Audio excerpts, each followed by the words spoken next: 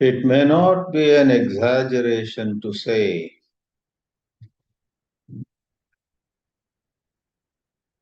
Vedanta essentially is seeing the falsity of our mind and realizing something that is beyond the mind. The whole world worships the mind. Achievements of the human mind are praised. Everybody talks about the intellectual accomplishments of different people and art, music, etc. Give glowing tributes to beautiful sentiments, nice emotions, and a whole lot of happiness that is perceived as made possible by the mind. Vedanta, while respecting that wide spectrum of human experiences, or to be more precise, while not condemning them at all the same points out a higher truth. And while pointing out that higher truth, the Upanishads dare say that this mind is a myth. This mind is not real at all. If the mind itself is not real, how can the wide range of experiences by the mind be real? How can this world that is brought to us by the mind be real? In Viveka Chudamani, which is one of the best summaries of Upanishadic teachings, running into more than 580 shlokas, it is said, Nahyastya vidya manasoti rikta. There is no spiritual ignorance other than this mind of ours. When we take the mind to be real, that is spiritual ignorance.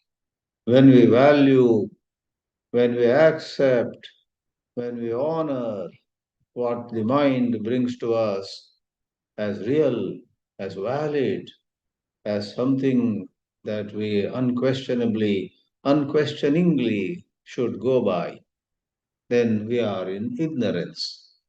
Nahi asti avidya manasaha atirikta. Mind alone is Maya at play, is said by other masters also.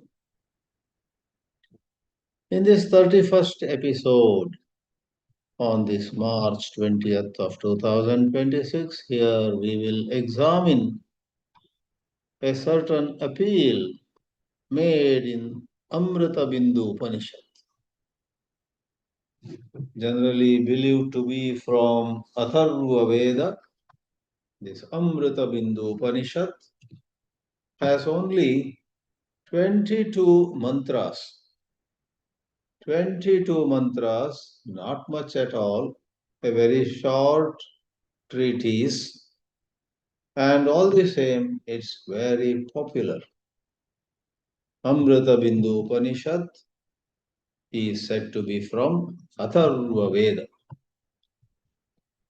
This Amrita-bindu lays much emphasis on handling our mind maturely.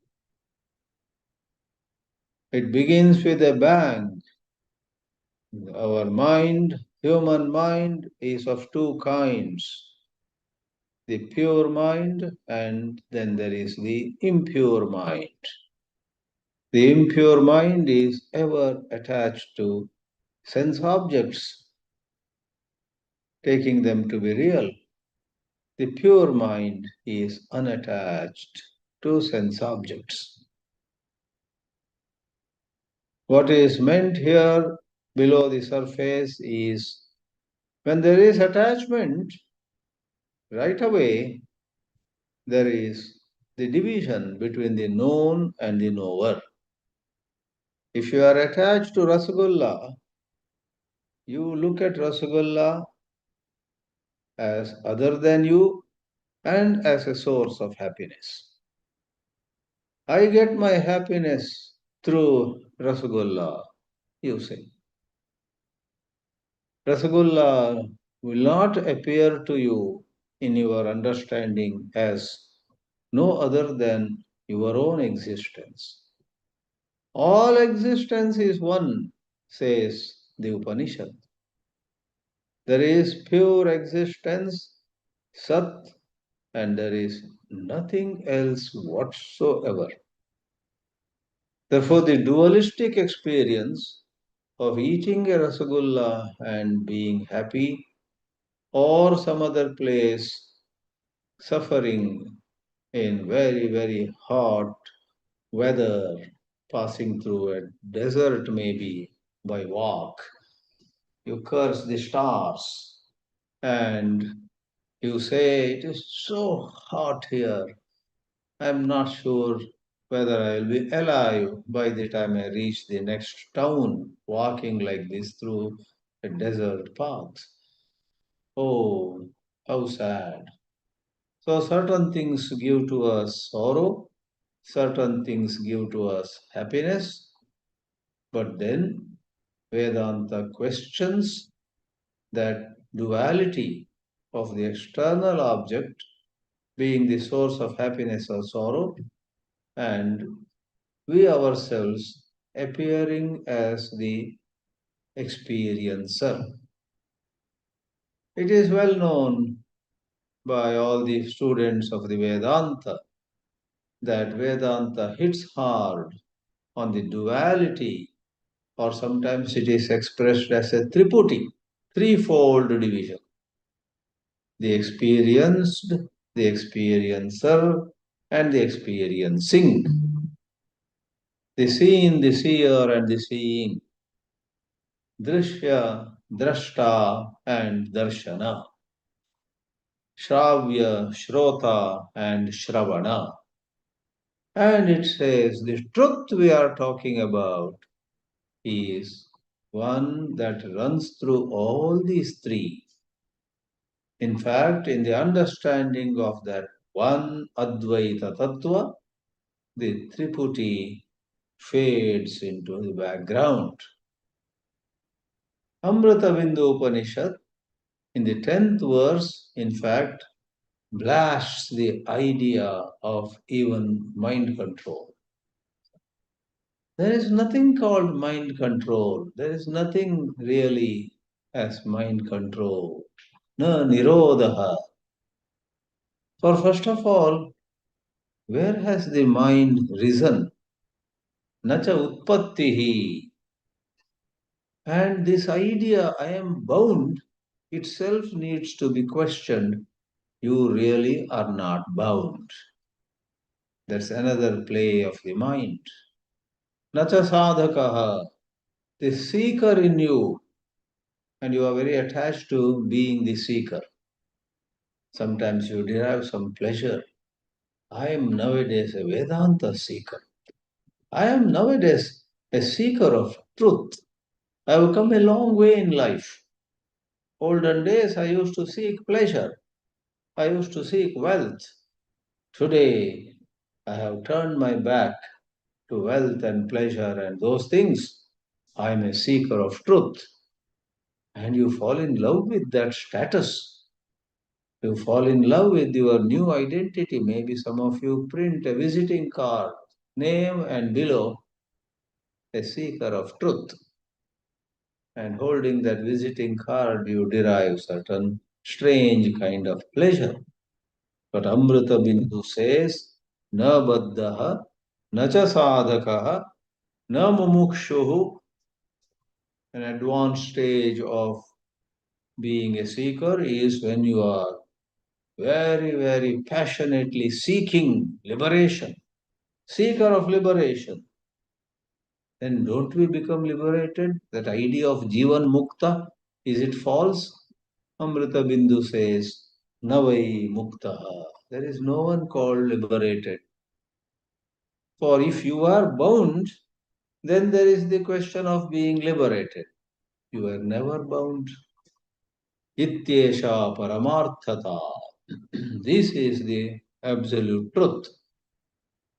Incidentally, this 10th mantra, which is not the main mantra we are presenting in this episode, all the same, by way of creating a stage for the main teaching, we quoted this 10th mantra. Na nirodho na chotpattihi na baddhaha na cha sadakaha na mumukshur na vai mukto ityesha paramarthata. Incidentally, this mantra appears in Gaudapada's Karikas in the Vaitatya Prakarana, that is the second set of mantras or shlokas, we must say. Those shlokas are called Karikas. With this, we will take a look at the mantra that we are especially seeing in this session, and that is the fifth mantra of the same Amrita-bindu Upanishad. In this fifth mantra, we have a question. In the slide presenting this mantra, you find a question on the top left corner. Is the mind a myth? If there is no seeker, if there is no one who gets liberated, liberation is ever present. You are already free, but you don't know it. And one who doesn't know is of questionable credentials. The real you ever knows it is Nitya Siddha, Nitya Buddha, Nitya Mukta, Swayam Siddha. All this is said. Are you serious? Are you really saying this mind is a myth? Yes. There is no mind really. We'll examine this. And we'll also talk about what then is control of the mind, talked so much about by Vedanta scriptures. You must have shama, you must have dhamma, you must have ekagrata, you must have this, you must have that, you must prepare your mind. So much is talked about.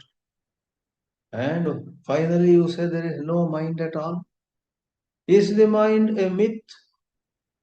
In fact, incidentally, there is a book by this title where conversations with another mystic of recent times, not J. Krishnamurti, whom also we will refer to a bit later, someone much younger than him who met J. Krishnamurti a number of times, perhaps distantly related to, this man was U.G. Krishnamurti. And his conversations with some friends are compiled and brought out as a book. Long back this came. Mind is a myth. Disquieting conversations with the man called UG. UG Krishnamurti was more often referred to as UG. And students of Upanishads may find that the UG's teachings, UG's sharing appeals go so well with the high plateau Vedanta, such as Mandukya Karikas, which say there is no rise of the mind at all.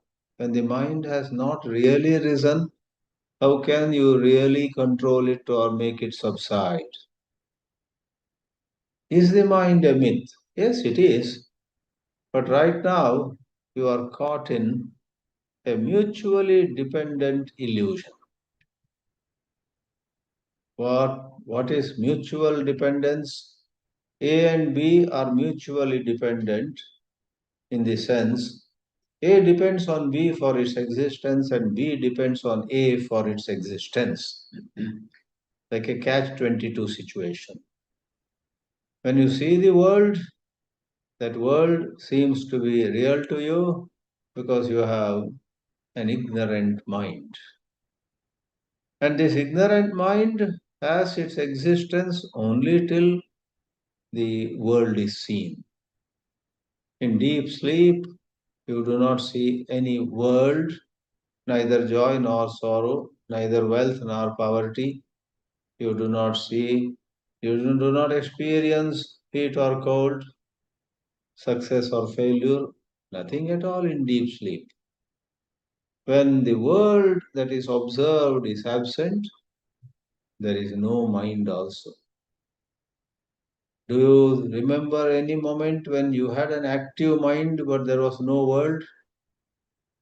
Or do you remember when there was a wonderful, very vibrant world but no mind? The mind and the world are two illusions depending on each other. Therefore, since we are presently caught in this catch-22, we are caught in this mutual or mutually dependent pair of illusions. A lie lying on another lie, which in turn lies on this lie. So, lie depending on another lie, which in turn depends on this lie. Somebody said this is dragging everything too far. No, only two. We don't have to go to a third one. Otherwise, it would be infinite regress. A leading to B, B leading to C, C leading to D, D leading to E, E leading to F, F leading to G, and so on. And after Z also, you have A1, A2, A3, Z1, Z2, Z3.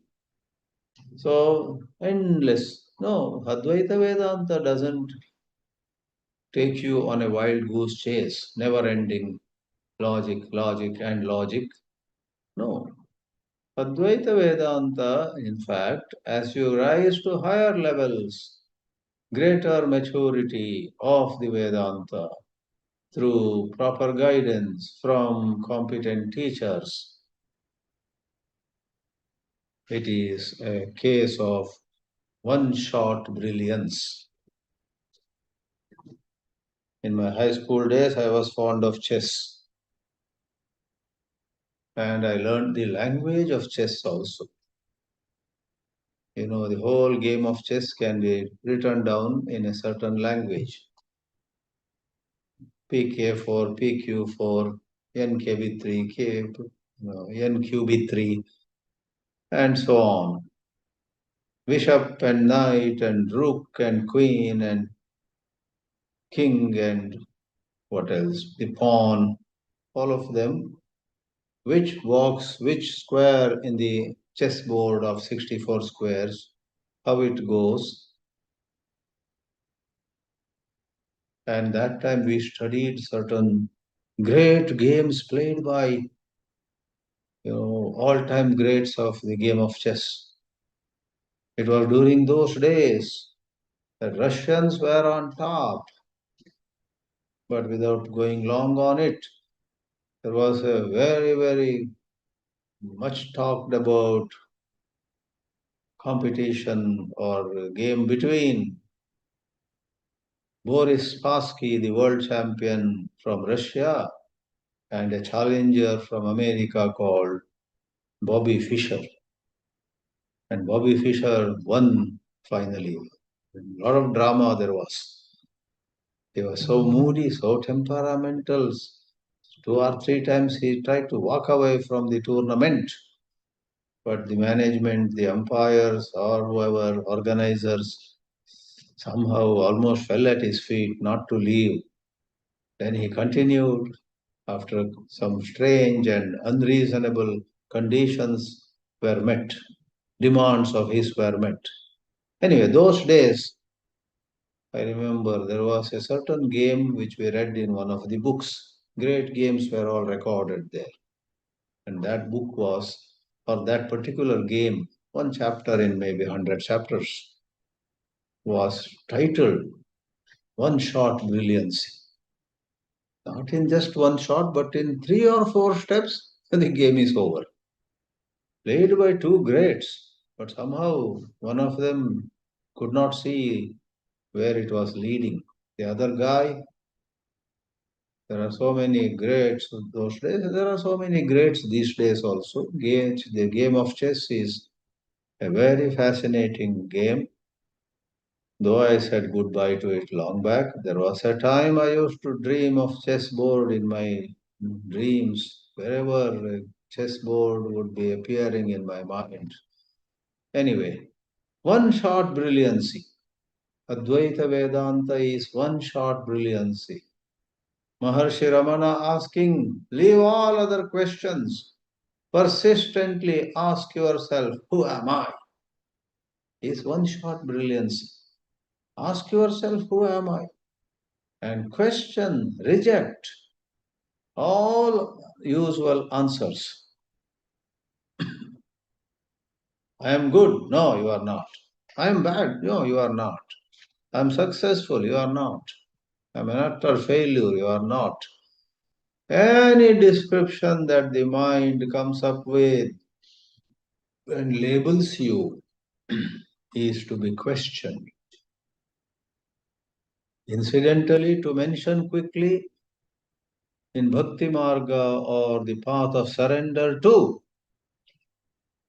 we are asked to just surrender to God. Papa Ramdas, who built this ashram called Ananda Ashram in Kerala, he held on to Om Shri Ram, Jai Ram, Jai Jai Ram. He held on to a certain outlook. Everything that happens is by the will of Lord Ram, and I have no complaint. In fact, when you go to that depth, so many wisdom traditions come together. Today in Hyderabad, there is perhaps one of the biggest ashrams called Kana Shanti. Huge ashram. A lot of things are going on there. It's a beautiful place. Kanha Shanti Ashram in Hyderabad. And there is something called heartful meditation. This morning I read a message of Daji.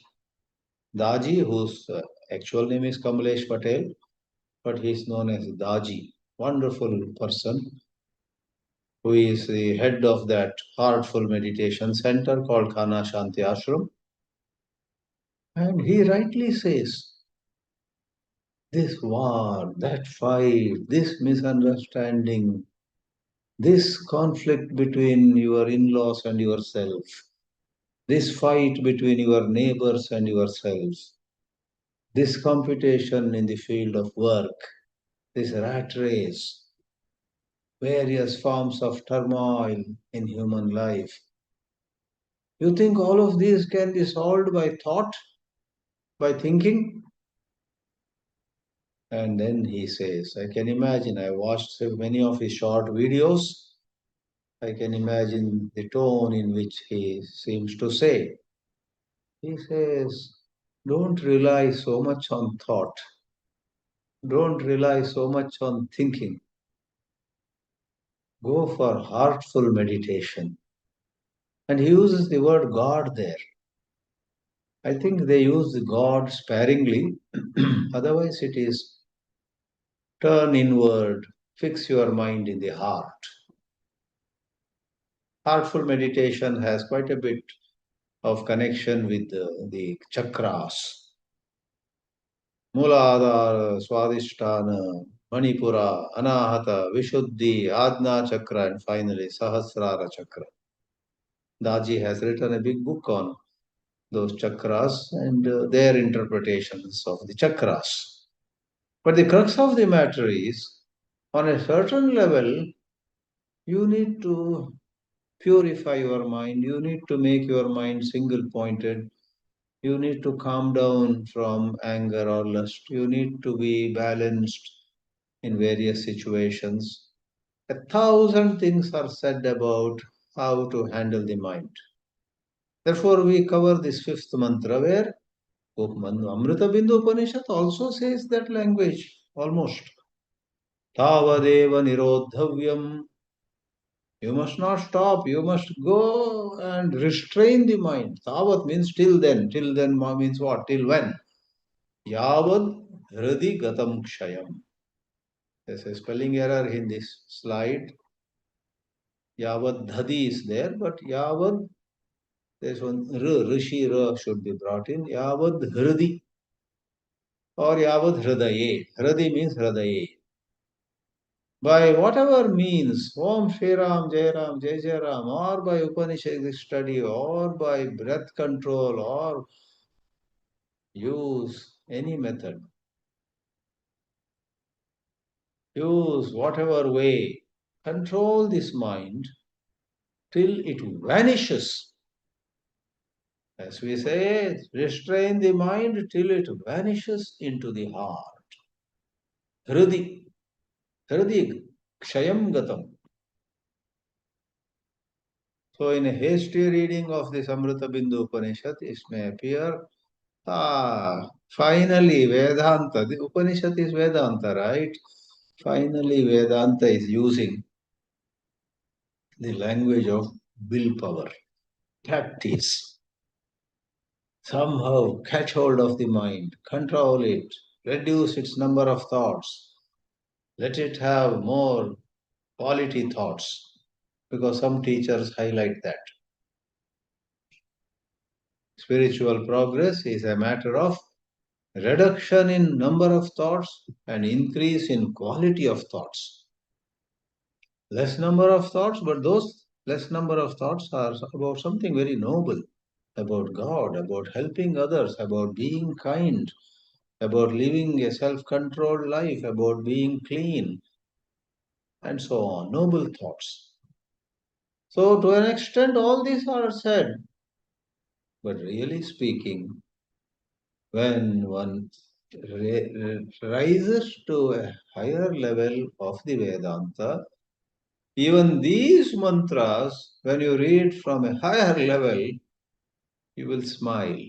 I literally took them to be control, but it's not so much control. Third quarter says, etajjñānaṃ. This is wisdom. Etat mokshancha. Etajjñānaṃ mokshancha, or mokshascha maybe. Ataha anyaha, everything else is grantha vistaraḥ. Lot of book. After this book, you read that book, then you read another book. And people like me go on talking on all kinds of texts. J. Krishnamurti made criticism of pravachanakārs, those who regularly speak on scriptures. He said, what are these speakers, these spiritual speakers doing? They somehow keep their audiences entertained and amused, taking out something more from their collection. What is that idiom? He took out something else from under his belt. Something else. If people are bored with Gita, we announce, okay, next month I'm going to talk on Upanishads. Upanishads also, these people, audience got bored. You must study Bhagavatam. Unless you read Bhagavatam, your life is waste. And the speakers then, I am not criticizing all this. I myself go from text to text. But what J. Krishnamurti said has some truth in it. Because 999 out of 1000 speakers on all the scriptures, do not go much to the depth, to the essence of all these great books. They go from one text to another, and their heart is not in, even if they touch upon the essence in a certain way. They might have mastery of language, they might have they might be very erudite. Grantha vistaraḥ. Don't be lost in scholarship. Don't be lost in professorial treatment of scriptures. Go to the very heart of it. Therefore, we ask the question, what is the nature of restraining the mind then? That is where I would, drawing from whatever I have gathered from many masters. In recent times, Swami Chinmayananda or J. Krishnamurti, or a little before people like me are born, Ramana Maharshi, there was Nisargadatta Maharaj up to early 80s, and in previous centuries, Vivekananda, Ramakrishna, and many centuries ago, Gaudapada, Govindapada, Shankara Bhagavad Pada, their works hold a mirror to higher topics. Primarily drawing from them all, primarily nature of restraining the mind in the Vedanta is not willpower. Willpower slowly takes the back seat as you advance. Then what is it? Seeing the falsity of the mind is the great grand road to absolute mind control. Mind becomes no mind. You would wonder, where did my mind go? Maharshi Ramana therefore says in Upadesha Sara, Manasam tu kim margane krite naiva manasam marga arjavat. If you really understand all the beautiful teachings of the Vedanta, there will be a tremendous change in the way you handle your mind. Should and should not, must and must not, either on yourself or about others. On a lower level, we torture ourselves with ideas of, I should get up early, I should work harder, I should be this, I should be that. And about the others also. That boy should do this, that girl should do that. I didn't tell her, you go and tell her, you are the father of that girl. Grinding our teeth, we say, they should be like this, these people should be like that. And ourselves also. We should be like this. This should and should not. I believe there is a book called The Tyranny of Should. In human life, these ideas of should become tyrants. They bring about a certain tyranny. They torture people. They persecute people.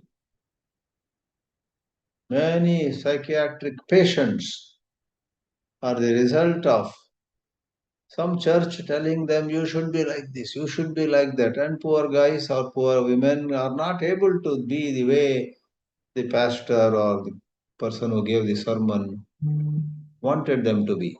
They are different. But the church says you should be that way, you should be this way.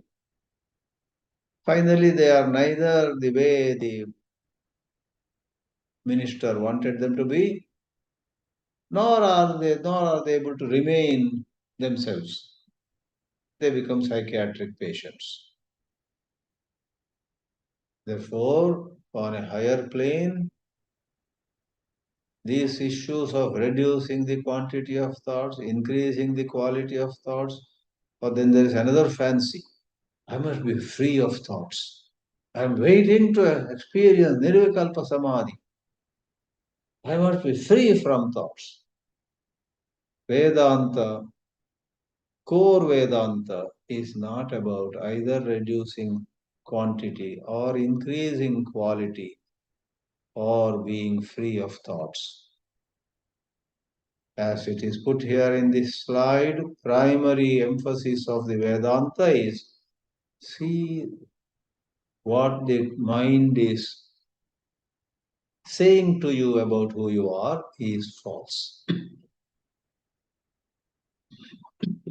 That is the import of Maharshi Ramana saying, erase the ego, ask who am I, reject all ideas of who you are. Who is saying you are this, you are that? It's the mind. And whatever the mind is saying is false. Going further, Maharshi Ramana throws precious light on the, broadly speaking, two stages of restraint of the mind. If you use a mantra, if you use some breathing technique, or sometimes without your effort because of certain external influences, your mind becomes utterly quiet. No lust, no anger, no jealousy, no pride, no memory, no regret, no anxiety. Wow, you may experience great bliss.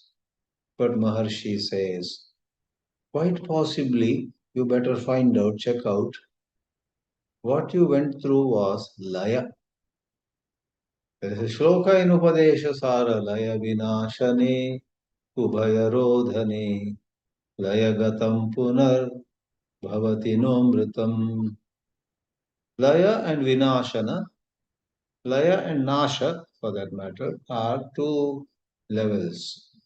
In laya, thoughts subside, but when thoughts again rise, you make the same mistake as before. Thoughts subside and you are in bliss. You don't even know any distinction between others and yourself. But when thoughts rise, again you look at a man with a torn shirt as inferior and looking at your own dress, which is of a higher quality, feel proud. You see somebody making 100 mistakes when he speaks English and look down at him. And looking at your own English, which to your knowledge does not have many errors, feel proud. Then the ego has risen, the ego has raised its ugly head once more. Therefore, that quietude you experienced was of no use. You felt refreshed maybe for some time, but pretty soon you are after the pleasures of the world like anyone else. Therefore, laya is absorption and becoming utterly quiet only to rise with all the previous erroneous perceptions where high and low, good and bad, etc. again emerge. However, Maharshi says one has to, through certain spiritual exercises, arrive at laya, then not stop there, then go to vinashana, death of the mind. I am not using the translation death. Maharshi himself says, mritam mana, mano nasha, manasaha maranam. But it is clarified at right places. What is called the death of the mind actually is death of the ego. Death here means ending of the self with a lowercase s. The ego, the separate self, dies. If your mind has died, then you don't look down at a poor man, nor are you envious of a rich man. You don't look at a woman as separate from you, man as separate from you. When somebody approached Maharshi Ramana saying, I am very attracted to a young girl in my village, and but that family never agree for my marrying her. She herself may take her shoe in her hand. What am I to do? Maharshi gave first a very high answer. Look, young man, you are getting attracted to her because basically you think you are a man and you think she is a woman. This is the problem. That boy must have raised his eyebrows. Of course, I am a man. Of course, she is a woman. Maharshi says that's an error. To think this lady or this person is a woman, I am a man. It's also a mischief of thought, actually. Most people don't realize that. They take a woman being a woman and oneself being a man, or the other way around. A handsome man is coming, and you take yourself to a woman, and looking at that so called handsome man, you feel charmed. All this is Maya. So Maharshi says, question your identity. It is because thought is ruling the roost. Thought is so dominant. Thought is like memories, conditionings, influences. Thought is something that takes you away from the truth. The truth is over there. There is nothing that needs to attract you. Over there, there is nothing that needs to repel you. Very hard indeed, but that is it. So the ego, the balloon of ego is punctured. Ego is destroyed. That is called death of the mind. And in the last slide for the day, the higher plane of mind control is touched upon, and I assure you there is no contradiction of what J. Krishnamurti says here with Vedanta. The quote here goes, if you begin to understand what you are without trying to change it, then what you are undergoes a transformation. I know many people don't understand such a statement at all. But when it dawns on you, when one day it becomes clear to you, you will laugh at yourself. How come I didn't understand it all these days? Of course, it is so simple. Of course, it is this plain truth. When we begin to understand what we are, what does it mean? Someone may say, what are you talking? We understand who we are. I understand I am a middle income person, and this cousin of mine has risen to elite society. I understand my education background also is poor. This cousin studied hard, went to. That's how he is in the elite group. I understand. Stop it. All those self descriptions are rooted in ignorance. Krishnamurti is not talking about those labels which are very common, very universal. Krishnamurti, who is one of the best Vedantins, he did not admit himself to be so. That's a different story.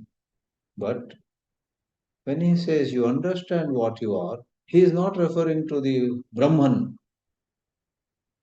He is saying, even as your mind is full of noise, I am a low income, middle income person, my cousin is so rich. Wait a minute. Okay, in terms of the monthly income, you may be having less. But when you say, I am middle income, there is always already a certain sorrow, certain looking down at yourself, certain pigeonholing that you do, putting yourself down. That is very questionable. Your cousin may be earning 10 lakhs a month. You are earning 10,000 rupees a month. That may be the fact. Bank balances, bank credits, and whatever. But when you say, I earn only 10,000, suppose your heart sinks. That is spiritual ignorance. That label on your worth, because a human being's worth cannot be decided by money, cannot be decided by looks, cannot be decided by whether he is born as a Kshatriya or a Vaishya or all sorts of white or black or Hispanic. A human being's worth, scientifically speaking, cannot be decided by 1,000 usual criteria. Everybody, rich and poor, have their own conflicts, suffering, various forms of turmoil come in their lives. You know that. Therefore, with some limited idea, you say, I am not successful, and there is a tear drop coming from your eyes. So, when you understand what you are, let me come to the crux of the matter. When you understand that I tend to label myself hurriedly, I have this tendency to describe myself as low here and as high over there. I have a tendency to be proud where there may not be much to be proud of, and some other times I have a tendency to have some self contempt, whatever. I have this tendency, there is something going on in my thinking which is creating a different kind of noise. If you see that, you may have just given a lecture on non-violence. But what Krishnamurti says is quite possibly, after coming down the platform after a very good lecture on non-violence and people stood and applauded you, you came out of the hall and your uncle looked at you and said, you go on talking like this. I don't respect you.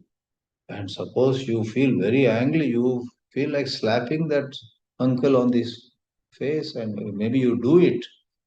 Now, forget the lecture. Nice of you to give a lecture, but if you see that I talked on non-violence, but even after 1,000 people applauded me, but one uncle did not appreciate me, I got so angry with my uncle, I slapped him also. So I constructed an example. So in these teachings, there is a certain attempt to draw your attention to what you really are than what an image you have built in front of the people, what an image you may have of yourself by yourself.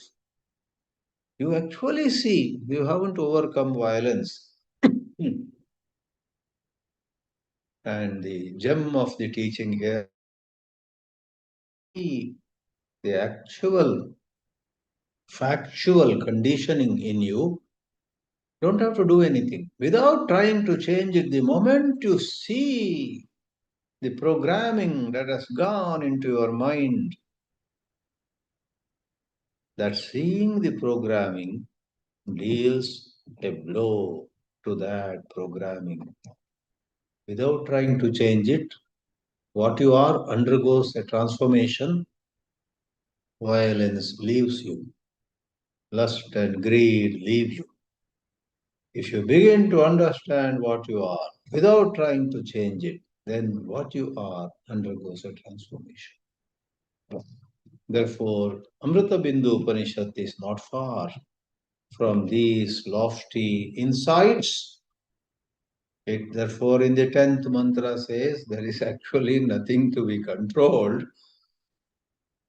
Just understand it was all perhaps what Shakespeare called a midsummer night's dream. I don't know what the story over there is, but a midsummer night's dream is the title of one of his plays. I haven't read even a single play of Shakespeare fully, maybe some bits and pieces of one or two here and there. But this is a dream. Maya mayamidam buddha Bhaja says, get up, knowing all this to be Maya. That is mind control on a lower plane and mind control on a higher plane. On the highest plane, this mind itself is a myth and its control also is meaningless. All you need to do, if at all you call it doing, is be attentive, be watchful. Every movement of your mind should be seen by you. Don't get frightened. Whatever is possible, you do. Let that idea of I have to be attentive all the time, I can't do it. Then you are conceptualizing it. So we would rather say, forget all the time. Can you be attentive now? Can you be attentive now? After all, life is all a continuation of now and now and now. It is only now. So forget about 24 hours of vigilance. Ah, I can't do. And that becomes another noise of the conditioned mind. So let me pause here and write. We will meet again next Friday, 8 p.m. in India, 7:30 a.m. in Pacific time, and correspondingly other time zones, other timings. So 8 p.m. Friday, India. Om Namah Shivaya. Om Namah Shivaya.